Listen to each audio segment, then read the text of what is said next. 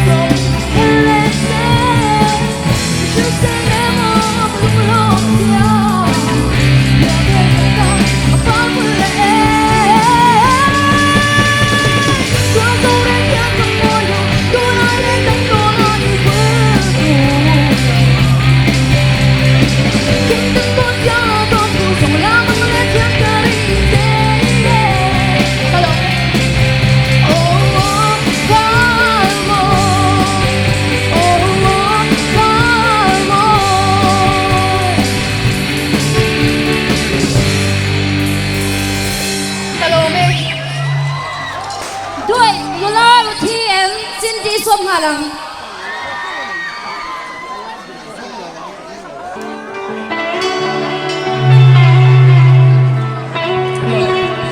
Hello? Hello?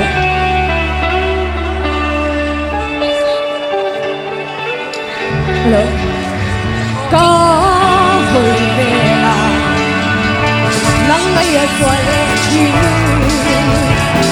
cây cái tim về tha không nghe một khi ôm lên ô không nghe một khi ôm lên ai đi đi ta không chia sẻ tôi đi đi ôm xin lòng ô không nghe một ôm lên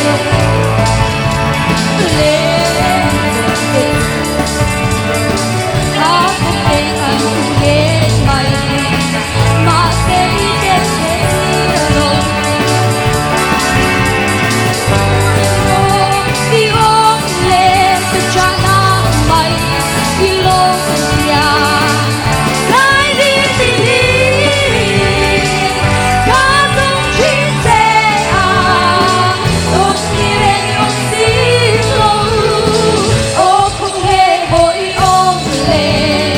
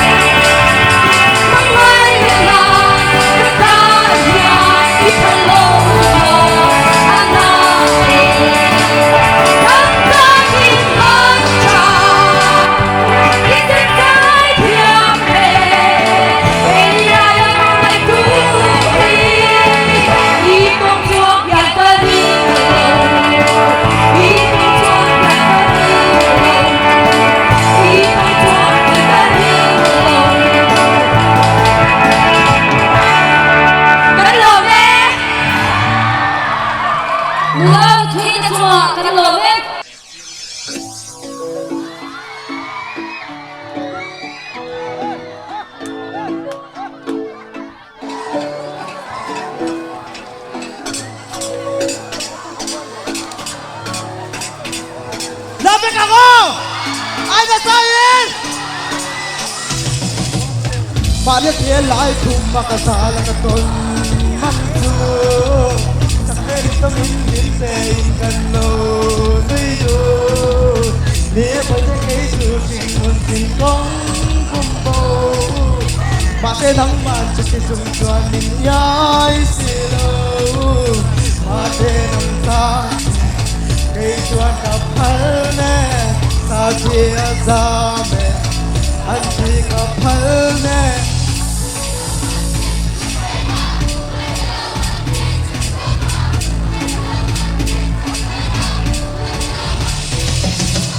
Ite, tuy mọi te Thì nàng con đi lâu chân sẽ lên chút Rình thầy nát Thì ta cũng cả sông nghe Chúng qua nụ bó kì Sang lòng tận ba Dù thu cả suy rình nà bề rình Ta chung Cần thu thu xa trong tề Tăng râm trong lâu Mà sẽ bên xây nó có lần nè Chú chú căn đi Har sana kantong tilaw Loriyatan Nang nilang tangang katatalang Nayangam at hangang pamakang takasilan Siya nung nisiin ka ba uhud Ito na injan ng kantong Nung siya saksi mặc sang gặp ấy sẽ phun nào chân vác kỳ rin thiên vác trả đồng lên mà máu của chi rin mi in những cái đàn là những siêu in kỳ in các ngày cho nó cay pin chân này bên lòng về thế thì mọi thế thì nào cũng như lâu chân sẽ lên đừng thấy nó cũng cả dòng nghe nhạc chúng qua nút bỏ kia dù thu cả soi về đây là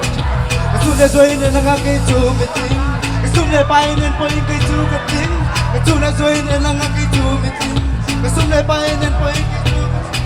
Pasita pasak hatiar kim ni gatum Itanan ni chor huna lele hial ni gatum Pasita pasak hatiar kim ni gatum Itanan ni chor huna lele hial ni gatum Sang chuan chong mo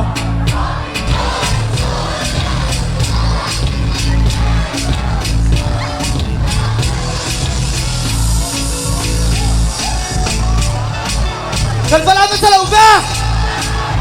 Ang nung naman dito ka tapa pagkasyo!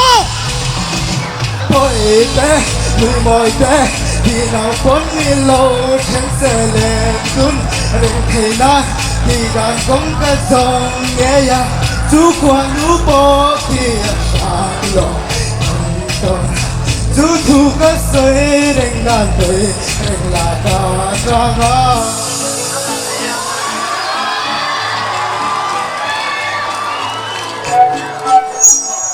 Hello,